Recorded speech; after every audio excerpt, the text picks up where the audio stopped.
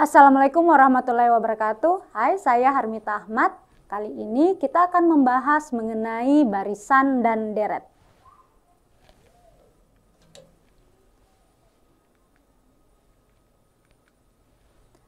Pada pertemuan sebelumnya, kita membahas mengenai apa itu barisan aritmetika, kemudian penggunaan suku ke N, apa itu beda, dan apa itu suku awal. Nah, pada kesempatan ini atau pertemuan 2 ini, kita akan membahas mengenai masalah kontekstual yang berkaitan dengan barisan aritmetika. Jadi, untuk apa sih kita belajar aritmetika ini? Apa gunanya di kehidupan sehari-hari? Nah, barisan aritmetika yang dipelajari sebelumnya, barisan aritmetika adalah sebuah rangkaian angka yang polanya sangat teratur, di mana selisih antara dua suku yang berdekatan selalu sama. Kemudian selisih inilah yang disebut dengan beda. Rumusnya UN sama dengan A ditambah N dikurang 1 kali B. Jadi UN itu adalah suku ke N, kemudian A adalah suku pertama atau U1, kemudian N adalah banyaknya suku, dan B adalah bedanya. Nah, contohnya, Asia memiliki tekad kuat untuk merampungkan hafalan surah Al-Baqarah. Ia membuat target untuk menyetor hafalan kepada gurunya setiap hari Jumat. Pada hari Jumat pertama, ia berhasil menyetor 25 ayat pertama. Untuk menjaga semangatnya, ia bertekad untuk menambahkan hafalannya secara konsisten sebanyak 15 ayat setiap pekannya. Jika surah Al-Baqarah memiliki total 286 ayat, pada pekan keberapakah Asia akan merampungkan seluruh hafalannya? Jadi kita harus mendeteksi mana A-nya, berapa B-nya, dan lain sebagainya. Jadi coba diperhatikan, di sini ada pada Jumat pertama, ia berhasil menyetor 25 ayat pertama. Berarti ini adalah suku pertamanya. Jadi U1 sama dengan 25. Lanjut, untuk menjaga semangatnya, ia bertekad menambahkan hafalannya secara konsisten. Artinya ini dilakukan setiap pekan, yaitu konsistennya menambahkan 15 ayat setiap pekannya pada hari Jumat ya. Jadi ini adalah bedanya. Beda sama dengan 15. Nah, jika surah Al-Baqarah memiliki total 286, berarti ini adalah UN-nya.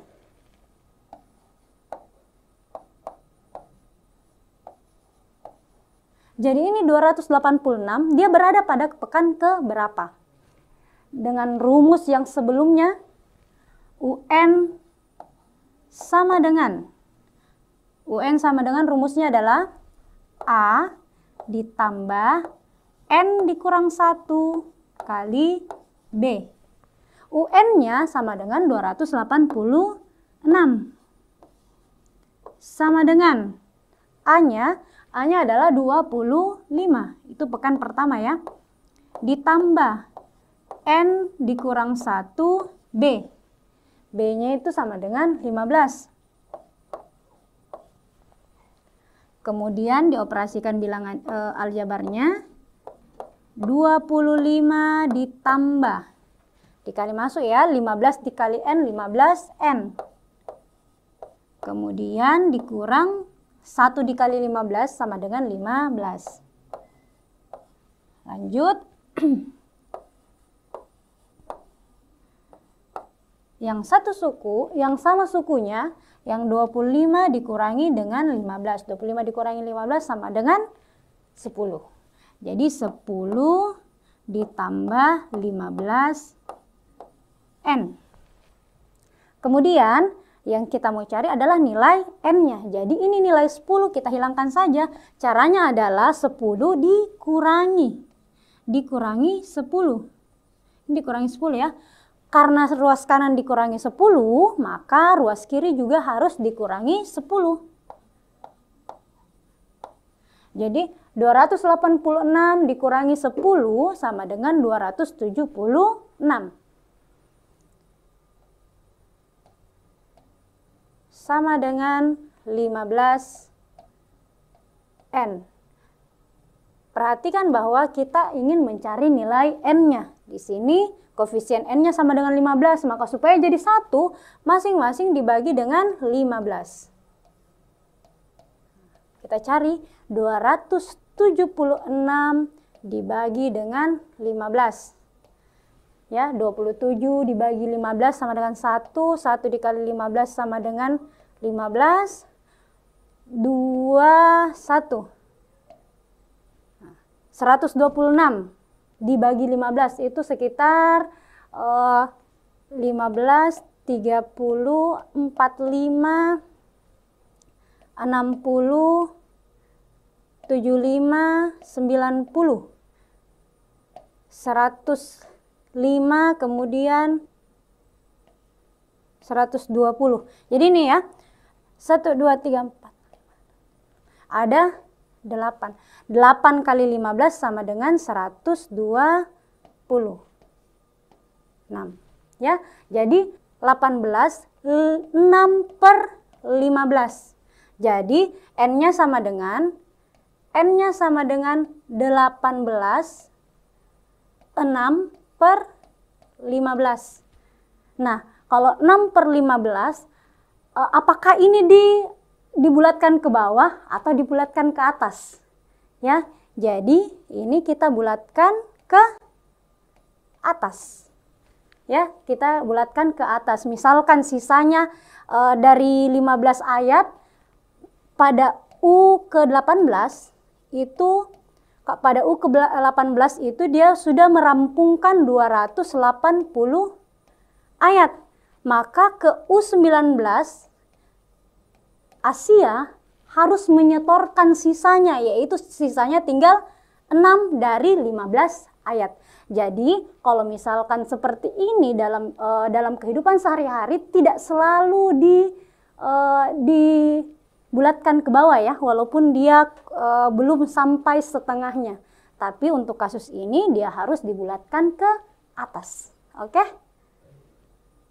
Lanjut, kita kerja nomor 2. Soal nomor 2. Nah, setiap awal bulan seorang investor muda bernama Sakat selalu menambahkan modal investasinya di sebuah instrumen reksadana. Pada bulan pertama ya, bulan pertama berarti dia sudah U1. U1 bulan pertama Januari.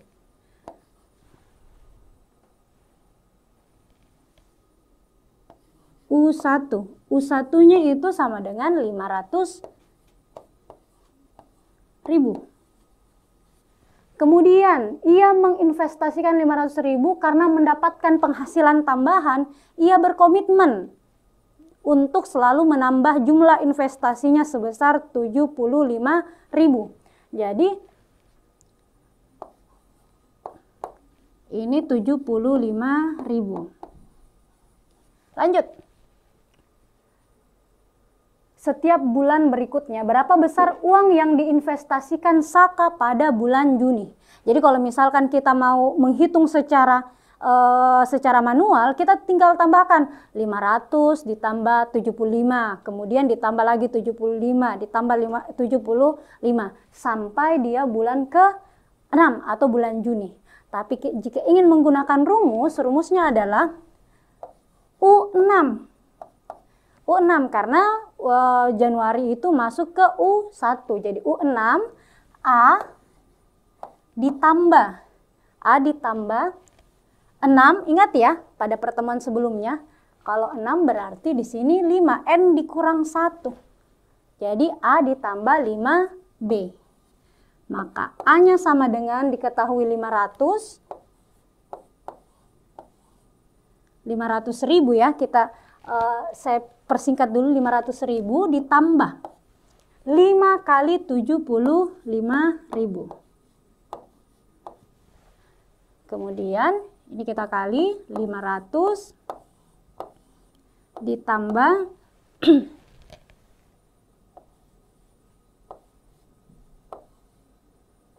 375.000. Kemudian Jika dijumlahkan hasilnya sama dengan 875.000.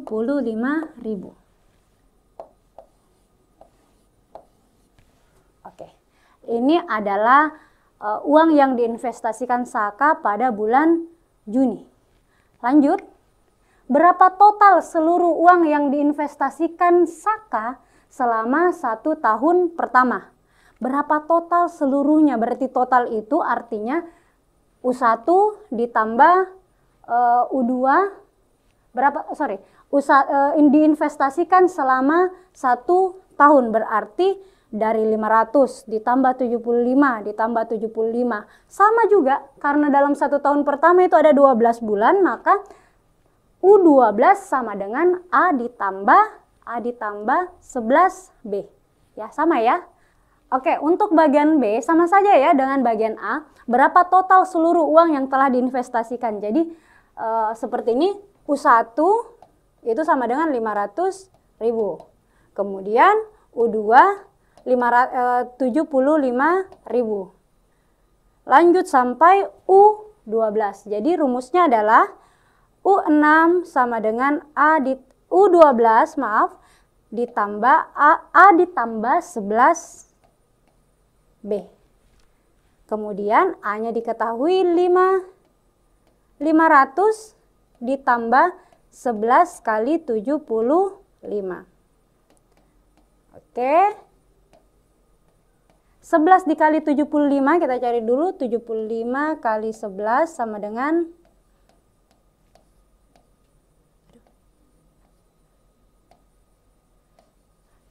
825.000. Maka nilai total semuanya adalah 1.325.000. Nah, seperti itu ya. Jadi penggunaannya dalam kehidupan sehari-hari. Selanjutnya bagaimana dengan soal seperti ini? Rina ingin sekali membeli tiket konser band favoritnya seharga 750.000. Jadi kalau misalkan kalian mau mempunyai keinginan untuk membeli tiket misalkan, maka kita bisa menghitung-hitung berapa kira-kira setiap bulan yang bisa kita tabung, atau berapa kira-kira yang kita tabung tiap harinya dari uang jajan. Kemudian ia sudah memiliki uang tabungan awal dari sisa uang lebaran sebesar Rp200.000. Jadi ini adalah modalnya. Untuk mencapai tujuannya, Rina berkomitmen untuk menyisihkan uang jajannya secara konsisten sebesar 10.000 setiap hari. Jadi awalnya Rina memiliki uang 200.000.